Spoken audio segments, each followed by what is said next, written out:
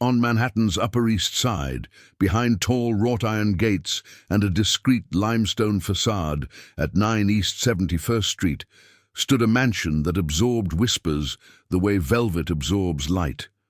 Its windows reflected the skyline with cold indifference.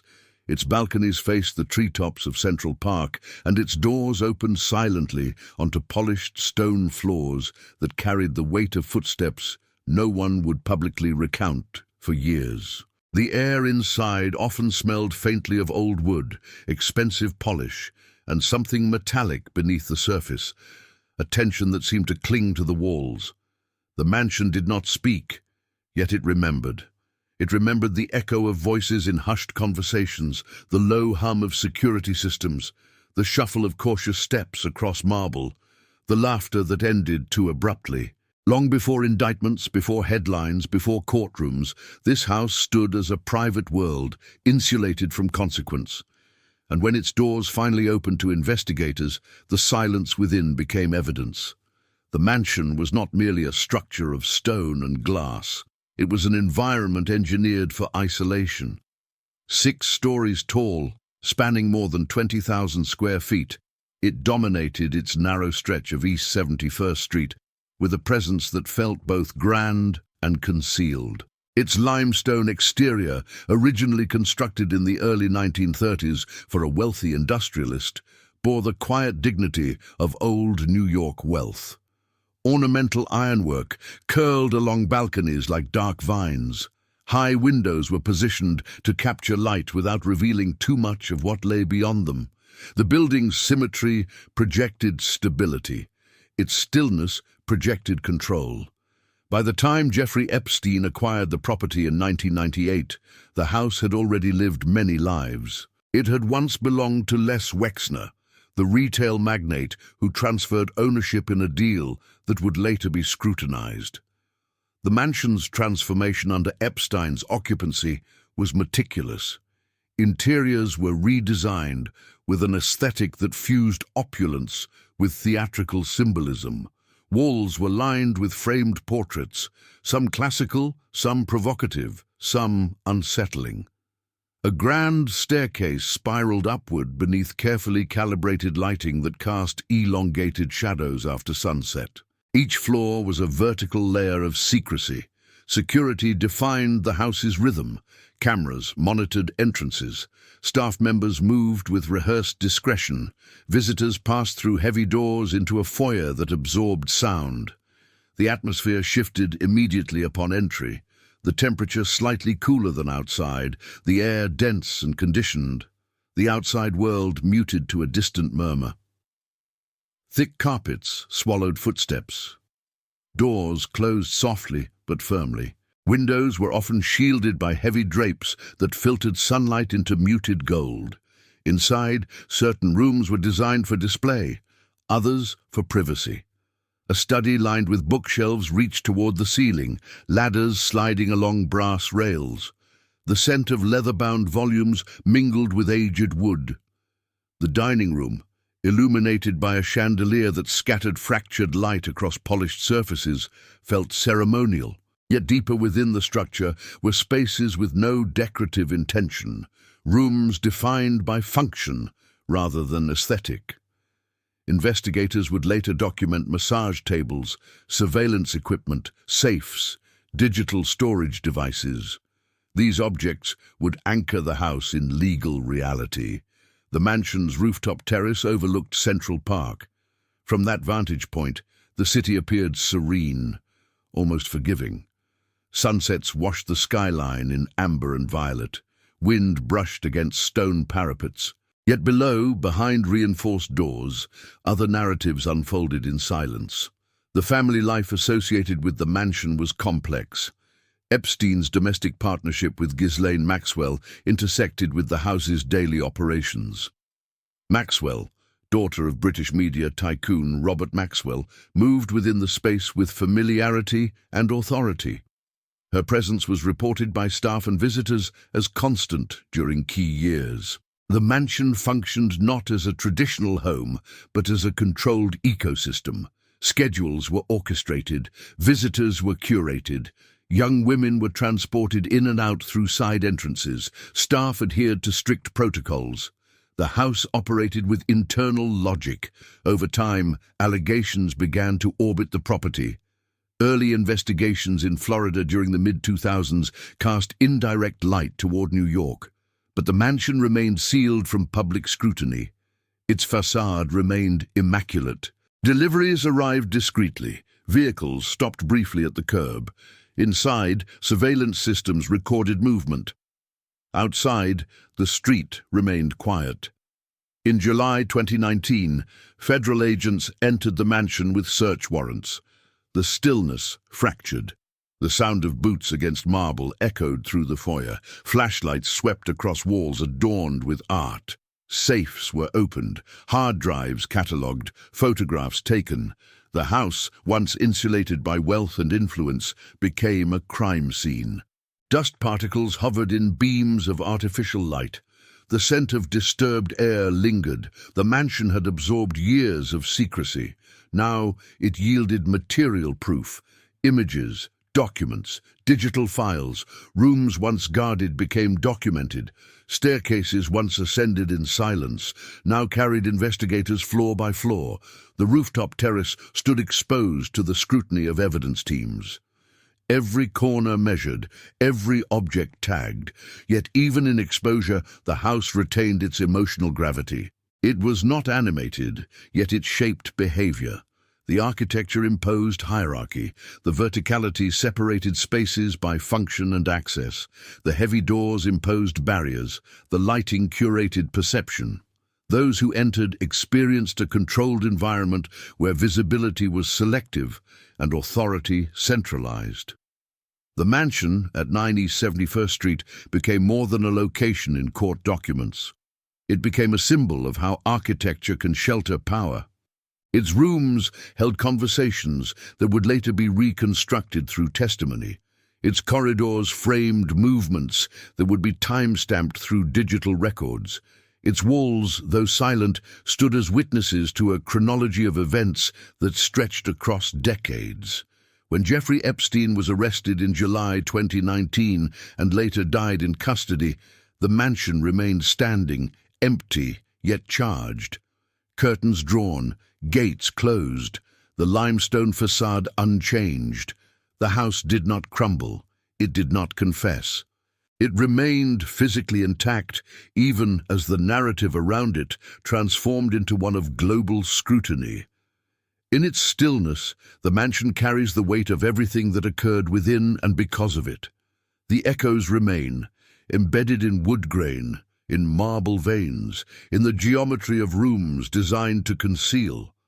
Morning light rarely entered the mansion directly. The buildings across East 71st Street filtered the sun into angled slivers that struck the limestone facade and dissolved into pale reflections. Inside, the illumination was curated. Heavy drapes absorbed brightness, diffusing it into a muted glow that never fully dispelled shadow. The house seemed to prefer twilight, even at noon. The entrance hall rose upward in controlled grandeur. Marble floors reflected faint silhouettes of anyone who crossed them, elongating shapes into distorted shadows. The air carried a subdued chill, maintained by an industrial climate system hidden behind paneled walls. Sound behaved differently inside these walls. Conversations softened, footsteps lost their sharpness. Even laughter, when it occurred, seemed to flatten against the ceiling before fading. The mansion's internal architecture divided power vertically.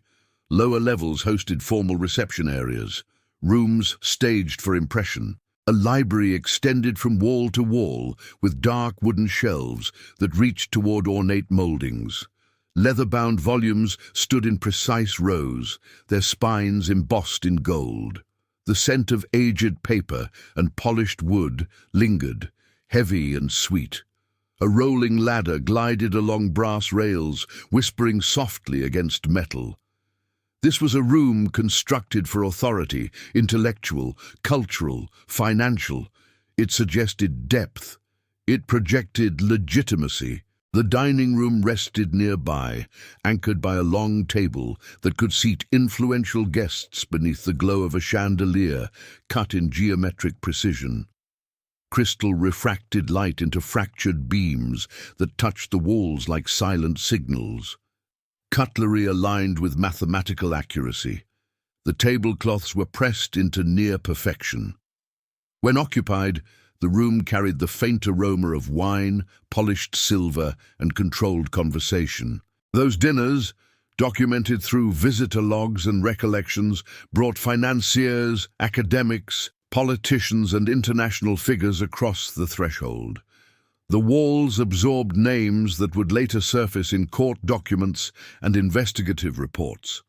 Ascending the staircase altered the atmosphere. The carpeting thickened underfoot. The lighting dimmed incrementally. Upper floors transitioned from public to restricted. Bedrooms were designed with muted palettes, cream, charcoal, muted blue, colors that seemed chosen to calm, to neutralize. Mirrors reflected not just the occupant but the architecture itself, multiplying space and perspective. In certain rooms, investigators would later photograph massage tables positioned beneath framed artwork. Electrical outlets lined the baseboards with unusual density. Surveillance cameras, some disguised, monitored corridors. The house functioned through coordination. Staff moved with rehearsed rhythm. Housekeepers entered rooms on schedule. Security personnel observed monitors in quiet control rooms.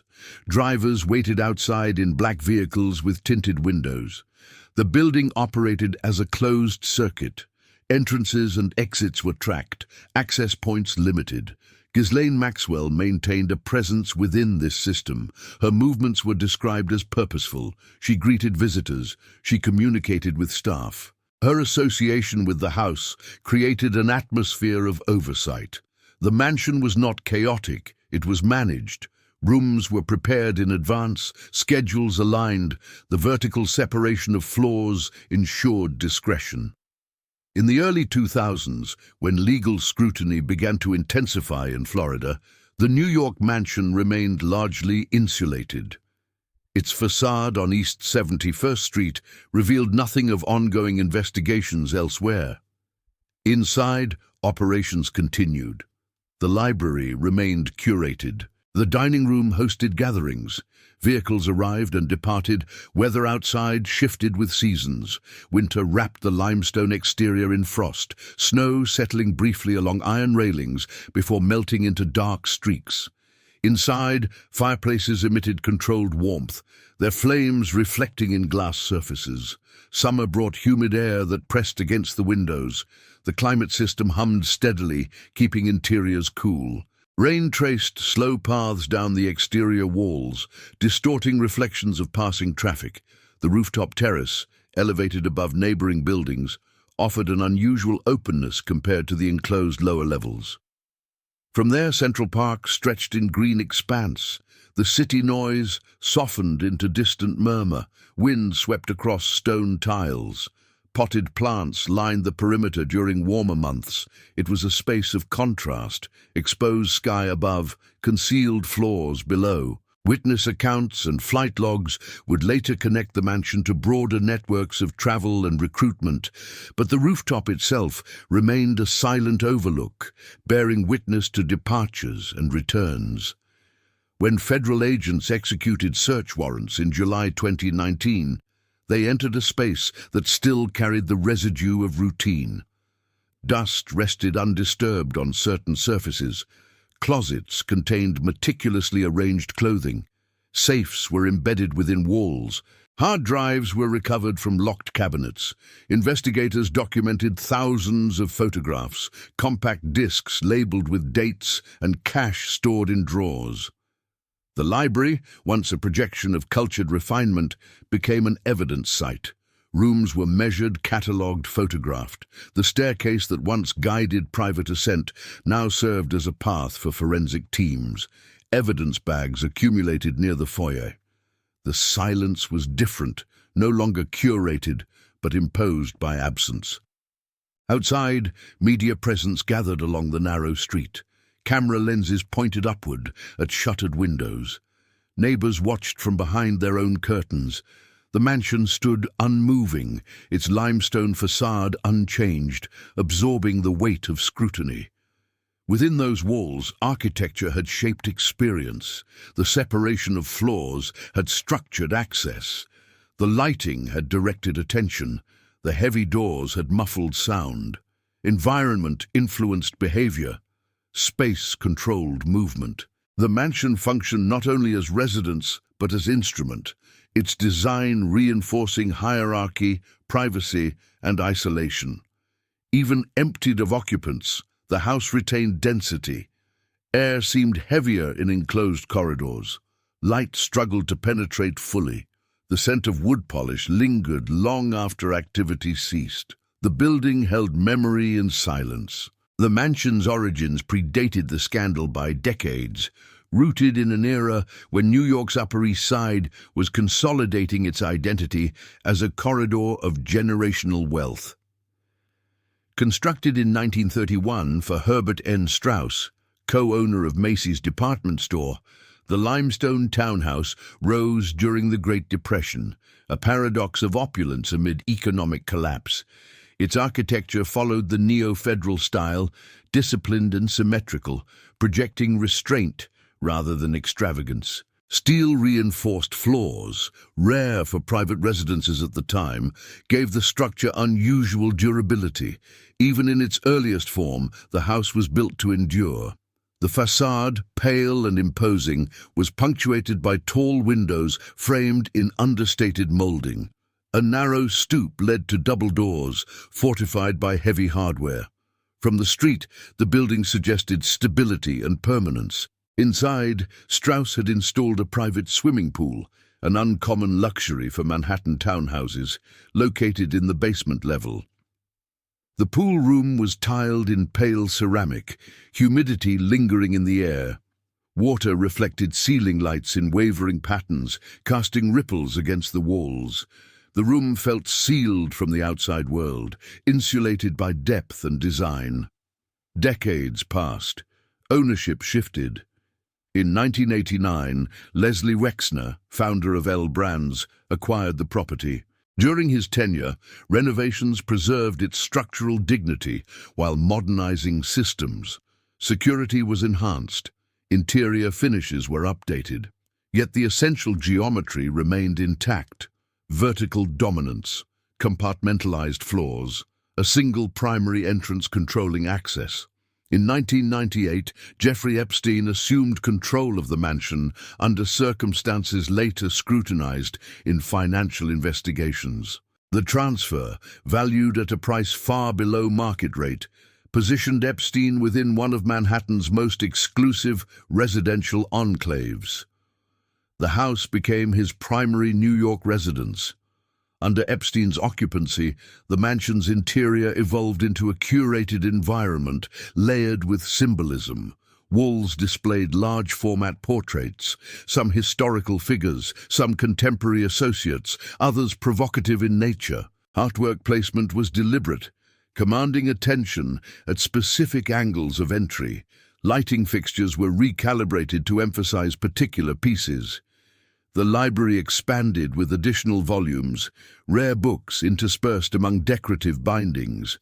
A grand piano occupied one reception room, its polished black surface reflecting ceiling moldings like a dark mirror. Staff accounts later described a regimented atmosphere. Entry into the mansion required clearance. Young women were reportedly scheduled to arrive at designated times, often entering through the front door under supervision. The foyer's marble amplified the faint echo of heels against stone. Security cameras mounted discreetly in corners recorded movement continuously. The house did not rely on chance. It operated through oversight. Upper floors contained bedrooms arranged along narrow corridors. Doors were thick, fitted with modern locks. Some rooms included hidden surveillance equipment, later recovered by investigators. The architecture's vertical segmentation allowed activities to remain compartmentalized. What occurred on one level did not easily spill into another. Sound insulation dampened noise transfer. Curtains blocked street visibility. The basement pool area, once a private luxury, became part of the property's complex narrative. The humidity in that subterranean chamber carried the faint odor of chlorine long after use. The ceiling, lower than upper floors, created an enclosed sensation. Light reflected off the water's surface, creating fractured patterns that danced against tiled walls. The room's isolation from street-level activity reinforced a sense of removal. Throughout the early 2000s, as investigations in Florida unfolded, culminating in Epstein's 2008 plea agreement, the Manhattan mansion remained intact and active. Despite legal turbulence elsewhere, the property continued to function.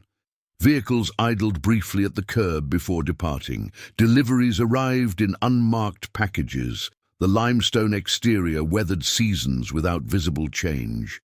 Inside, climate control systems maintained constant temperature regardless of external weather. Winter winds that howled through the city streets barely penetrated the reinforced windows. Summer humidity pressed against the facade, but did not breach the controlled interior atmosphere. The house maintained its own environment, detached from the city's fluctuations. When federal agents returned in 2019 with renewed charges, the search revealed thousands of photographs stored in safes, some labeled and organized chronologically. Compact discs stacked in cabinets, passports found in locked drawers, large sums of cash discovered within the premises. The pool room, bedrooms, library and offices were systematically documented. Evidence markers punctuated surfaces once arranged for private use. The emotional gravity of the house intensified in absence. Following Epstein's arrest and subsequent death in custody in August 2019, the mansion stood sealed for extended periods. Curtains remained drawn.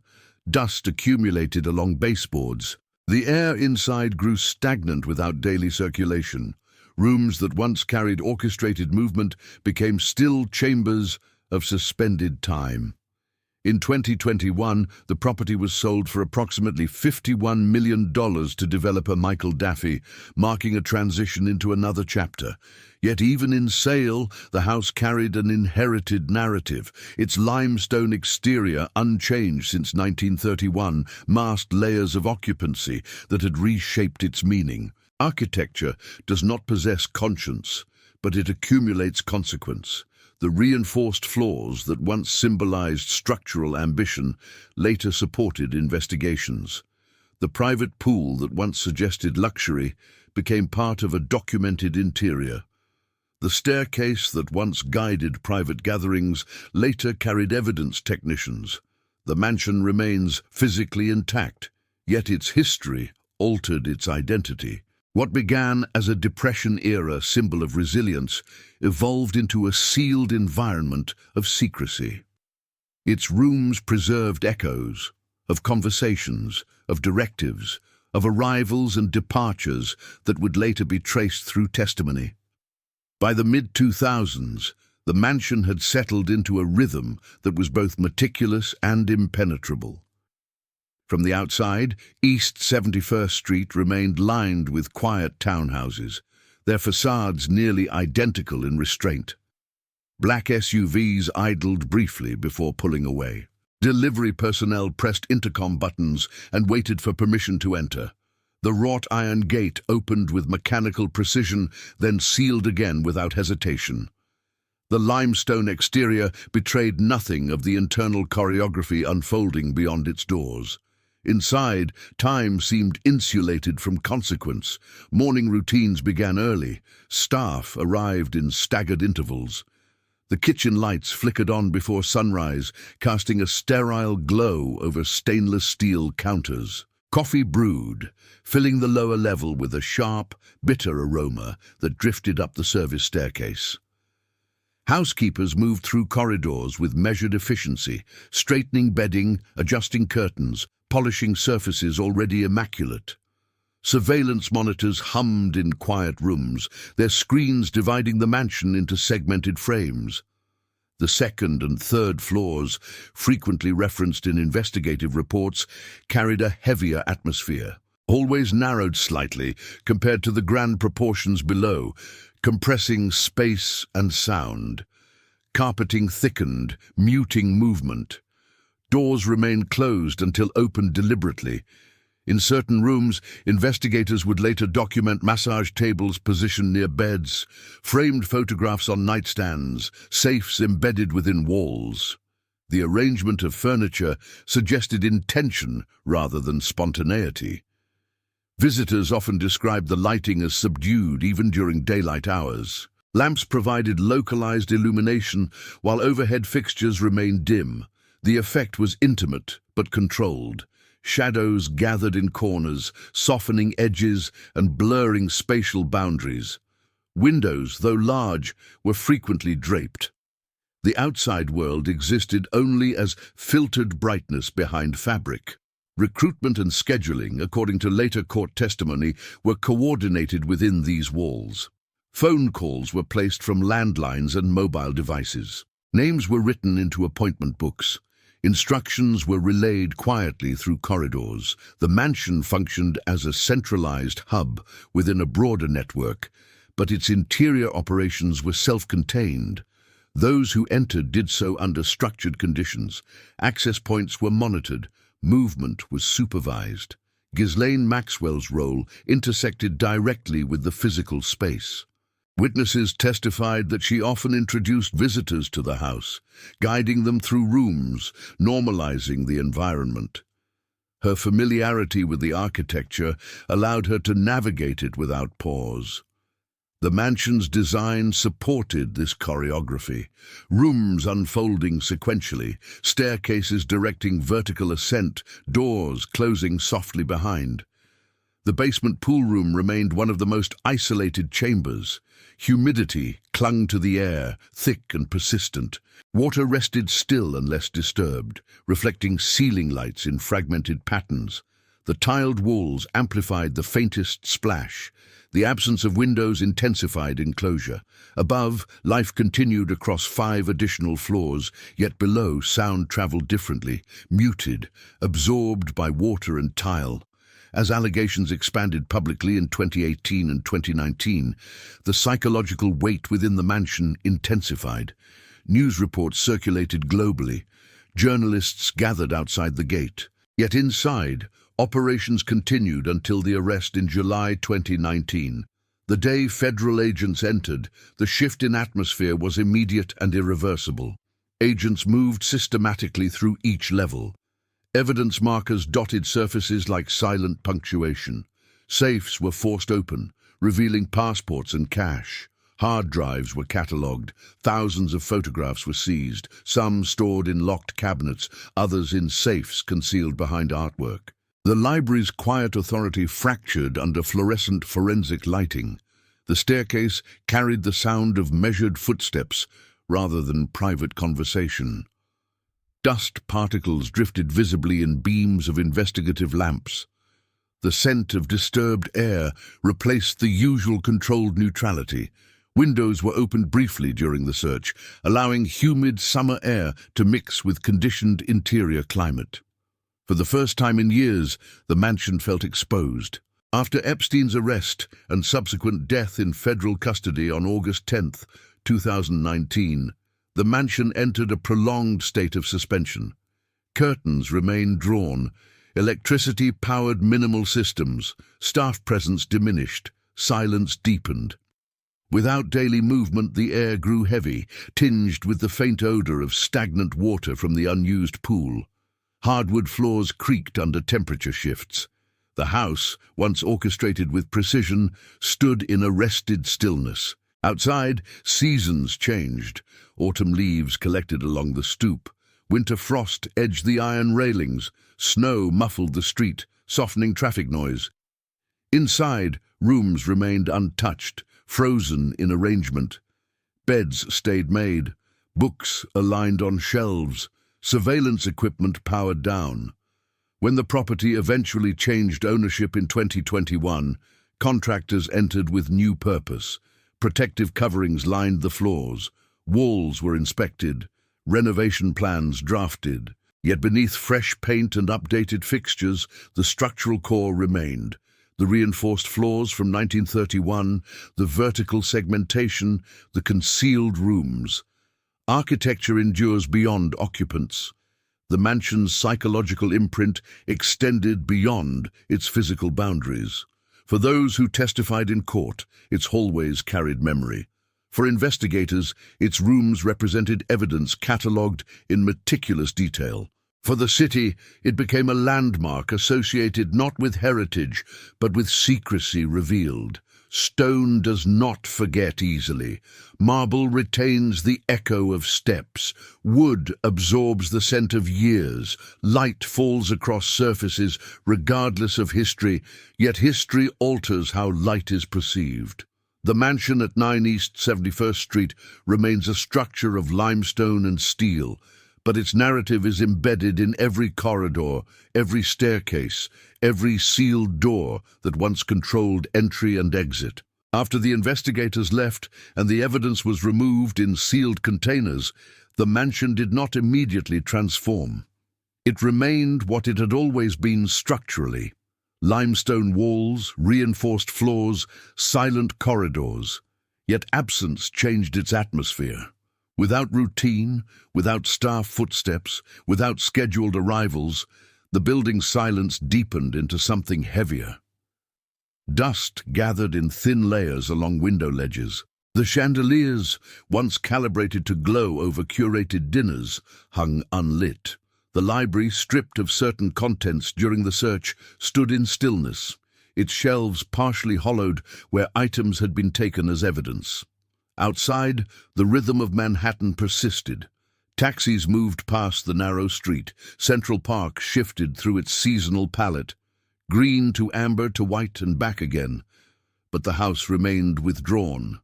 Curtains stayed drawn for extended periods. The wrought iron gate rarely opened.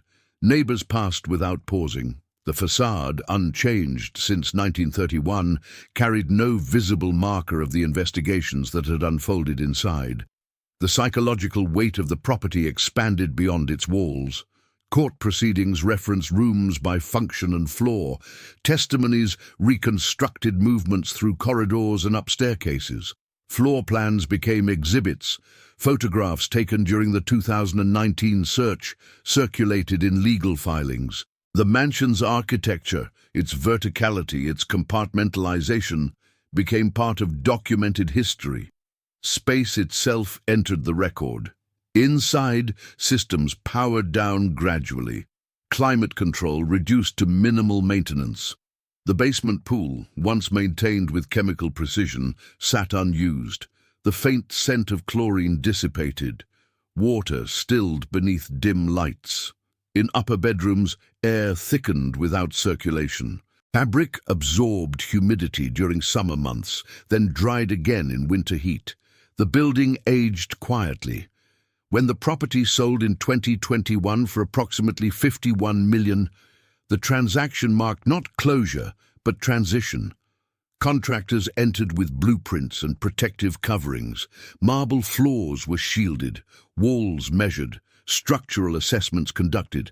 Renovation crews walked the same staircases once climbed by staff, visitors, and later investigators. Their boots echoed differently, practical, indifferent to history, yet the structure itself resisted erasure.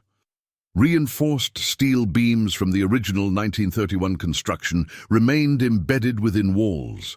Load-bearing elements dictated what could and could not be altered. During renovation, certain rooms were stripped to framing, drywall removed, wiring exposed. For the first time in decades, interior cavities saw open light. Electrical conduits and surveillance remnants were detached, safes extracted. The house was partially deconstructed yet not dismantled. Its skeleton endured. The emotional imprint of the mansion cannot be photographed directly, yet it persists in association.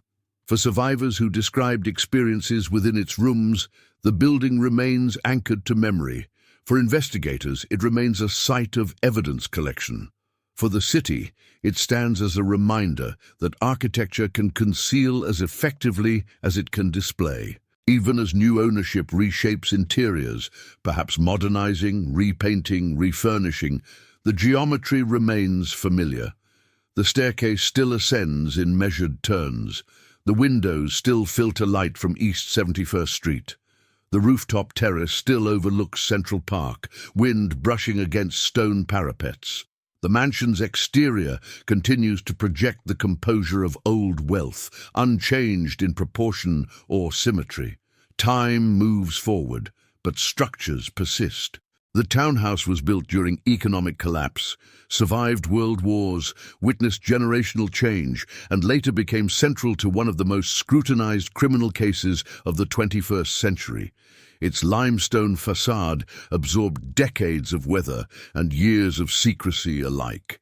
It stands today not as an abandoned ruin, but as an inhabited address, its internal narrative altered, yet its physical presence intact. There are buildings that become symbols through design, and others that become symbols through events. This mansion became the latter. Its rooms, once controlled and insulated, entered public record.